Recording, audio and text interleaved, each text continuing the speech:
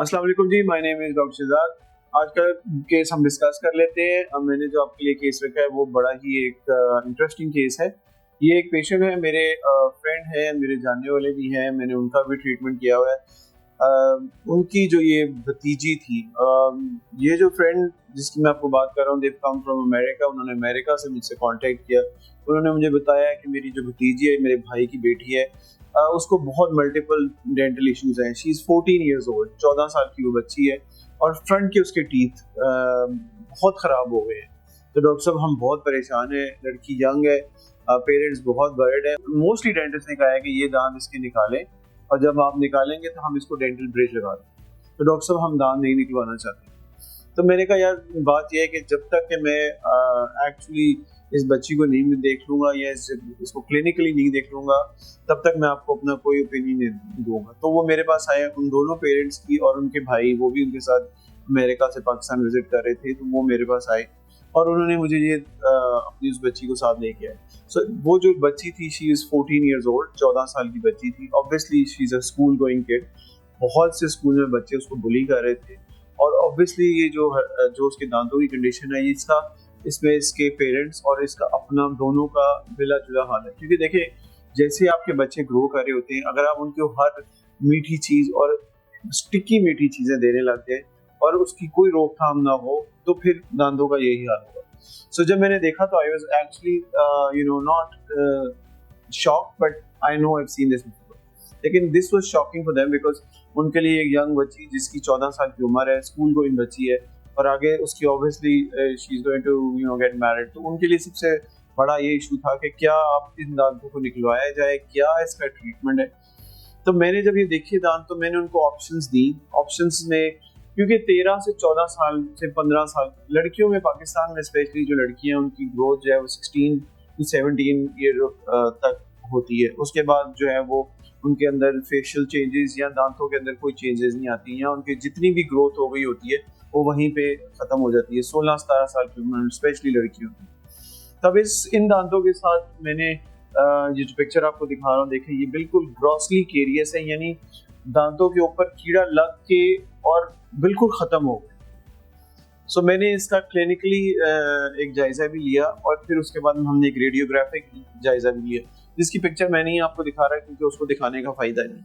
तो मैंने जो पहला मोड ऑफ ट्रीटमेंट उनको ये सजेस्ट किया कि हम, बिकॉज लड़की जो है वो 16 साल से कम की है, तो हम उसका फेज 1 और फेज 2 में ट्रीटमेंट कर लेते हैं। फेज 1 में हम मैं इन दांतों को बचा के, इनको एक बहुत ही कंजर्वेटिव तरीके से मैं इनको बॉन्डिंग करके, दांतों की शेप बना के बिल्कुल क्लोज टू नेचर बना दूंगा। और इंशाल्लाह अगर उम्मीद है कि ये लॉन्ग टर्म पे चल जाएंगे, और बाय द टाइम शी 16, 17 और मे बी 18, उसके बाद हम इसके दांतों के ऊपर क्राउन्स लगा देंगे इंशाल्लाह। अगर ट्रीटमेंट सही रहा तो वो बिल्कुल परफेक्ट उसकी जो है दांत इंशाल्लाह इन ड्यू कोर्स नजर आने लग जाएंगे। बट जो इमीडिएट उसका ट्रीटमेंट था वो बहुत इंपॉर्टेंट था कल के किसी भी ट्रीटमेंट के ऊपर आने के लिए। सो हमने बेसिकली ये दांतों को ट्रीट किया। इसका हमने क्या किया, मैंने सारा ये क्लीन किया, उसके बाद हमने इसका रूट कैनाल ट्रीटमेंट किया। लेकिन अगर आप देख सके, क्योंकि आपको देखने में पता चल रहा है कि दांत का बिल्कुल एक मार्जिन्स अवेलेबल है, कोई और चीज अवेलेबल नहीं है।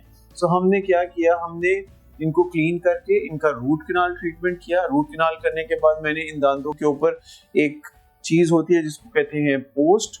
पोस्ट का मतलब क्या है, यानी जिस तरह आप समझ लें कि दीवार को खड़ा करने के लिए या छत को खड़ा करने के लिए आप जमीन के अंदर जाके फाउंडेशंस डालते हैं, उसी तरह की फाउंडेशंस मैंने इसके रूट की सरफेस के अंदर लगाई, ताकि वो हम बिल्ड करके तो ऊपर इसके एक कोर बना सके और उसके ऊपर हम crown build.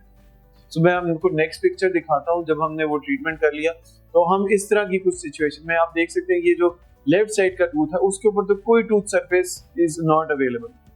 But challenging case था, बड़ा मुश्किल केस था। मतलब इसमें दो फेज का ट्रीटमेंट है।